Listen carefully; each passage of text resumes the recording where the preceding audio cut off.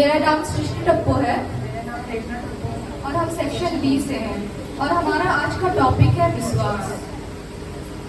हम गलाती 5:22 में हमें आत्मा के 9 फलों को पाते हैं और उसमें से एक फल है विश्वास। तो आज हम उसी के बारे में बात करेंगे।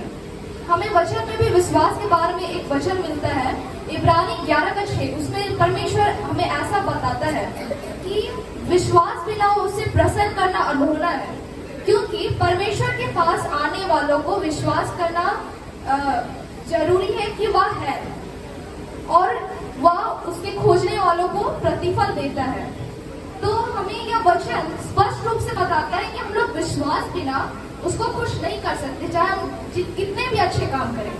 हम लोग आजकल देखते हैं कि हम लोग प्रार्थना तो करते हैं, पर प्रार्थना करने के बाद प्रार्थना में मांगते हैं कि हमें चंगा कर, हमें ये दे वो दे, बट हम लोग प्रार्थना के बाद हम लोग ये सोचते हैं कि अरे वो होगा कि नहीं, अरे हम लोग चंगा होंगे कि नहीं। तो हमें वैसा सोचना नहीं, हमें ये विश्वास करना है कि हमने मांगा है तो हमारा पिता उसे देगा, हमारी बातों को वो सुनेगा।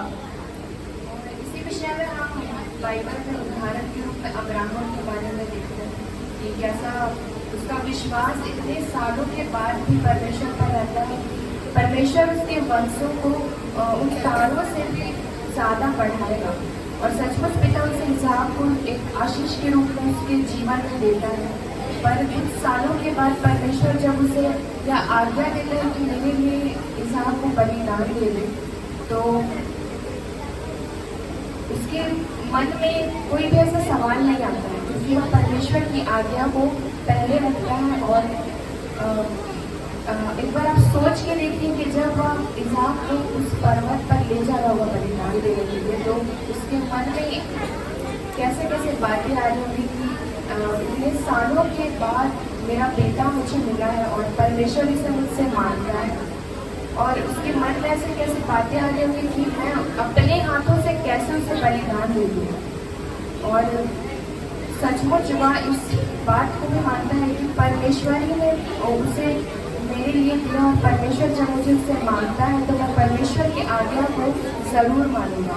और परमेश्वर अंत तक मेरे विश्वास का परीक्षा लेता है और सचमुच इसहाक को भी उसे बचा लेता है। और दूसरा उदाहरण जो हम देखते हैं वो है सूबेदार और उसके सेवक के बारे में कि कैसे सूबेदार इतने बड़े पद में रहकर भी परमेश्वर के पास आता है अपने सेवक की चंगाई के लिए। और सचमुच परमेश्वर बोलता है कि मैं तुम्हारे घर में जाकर उसे चंगा करूँगा। तो परमेश्वर को सूबेदार बोलता है कि परमेश्वर मैं इस योग्य नहीं हूँ कि आप मेरे घर में आए। और वह इस इतने बड़े पद में रहकर भी वह इस बात को मानता है कि परमेश्वर को बोलता है कि परमेश्वर आप यहीं से बोल दीजिए और मेरा सेवक चंगा हो जाएगा। और सचमुच उसका सेवक चंगा भी हो जाता है।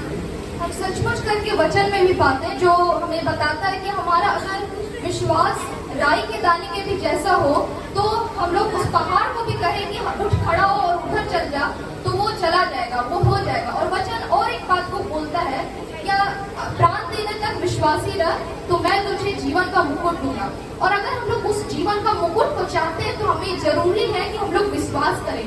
आशंका करने से हम लोग को उस आशीष को नहीं मिल पाएगा। अगर हम लोग विश्वास करते हैं तो हम लोग उस आशीष को पा सकते हैं। धन्यवाद।